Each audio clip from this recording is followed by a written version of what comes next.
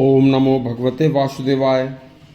आज हम आपको इस सत्य सनातन धर्म के कुछ ऐसे संतों की बिल्कुल सच्ची कहानी सुनाने जा रहे हैं जो आश्चर्यचकित हैं, जो संतों की भक्ति की शक्ति में निराला आश्चर्य में डालने वाली हैं।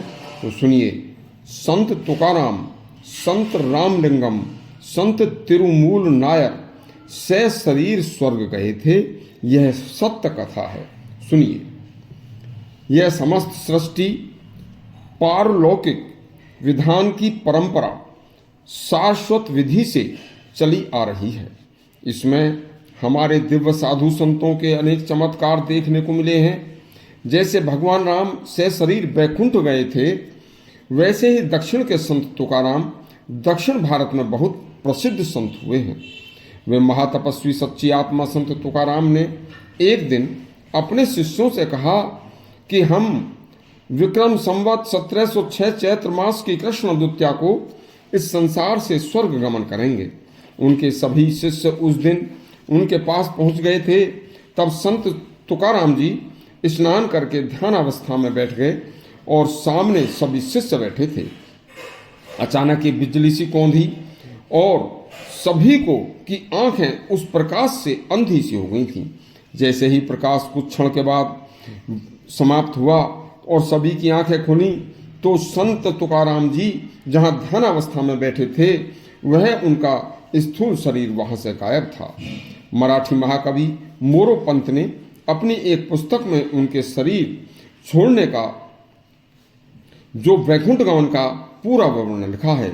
इसी तरह से दक्षिण के प्रसिद्ध योगी संत रामलिंगम ने अपने संसार छोड़ने का 2 वर्ष पहले ही बता दिया था कि हम 54 साल की अवस्था में शरीर से वैकुंठ गमन करेंगे।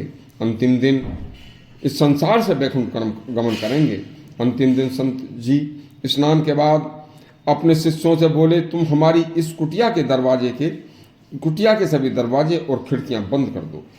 तुम्हें यह हमारा स्थूल शरीर जलाने या समाधि आदि के लिए नहीं मिलेगा। मैं इस समय शुद्ध निर्विकल्प समाधि में हूँ। उनकी आत्मा के अनुसार सभी दरवाजे और खिड़की बंद कर दिए गए। सभी शिष्य बाहर खड़े होकर सावधानी से देख रहे थे। कुछ समय के बाद जब दरवाजा खोलकर देखा गया तो कुटिया शून्य थी, कुछ भी नहीं था। वहां पर उनका शरीर गायब था। आश्चर्यचकित रूप से शरीर न जाने कहाँ चला गया था। इसी तरह से दक्षिण भारत के 63 संतों में से महात्मा तिरुमूल नायर का भी विशिष्ट स्थान है।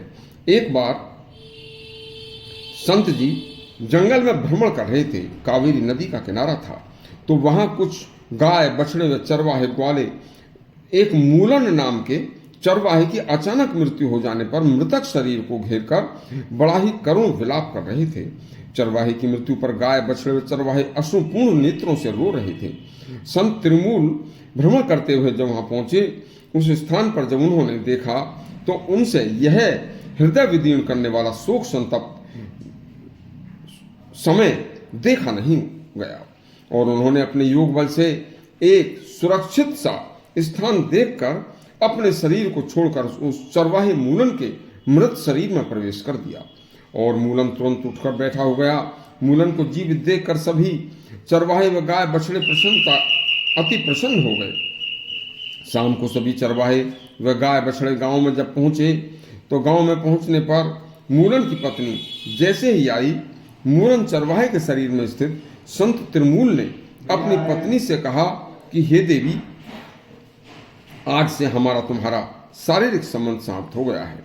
और गांव के मठ में कुछ दिन निवास के बाद जब वह अपना छोड़ा हुआ शरीर देखने के लिए गए तो वह शरीर उनको नहीं मिला।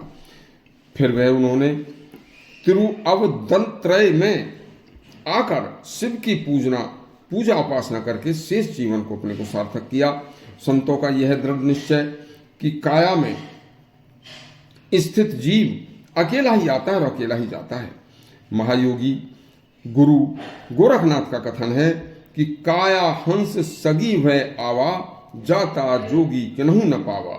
संत की देह त्याग की स्थिति रहस्यमयी है। उनकी कृपा भगवान के अनुग्रह से किसी किसी की समझ में आती है।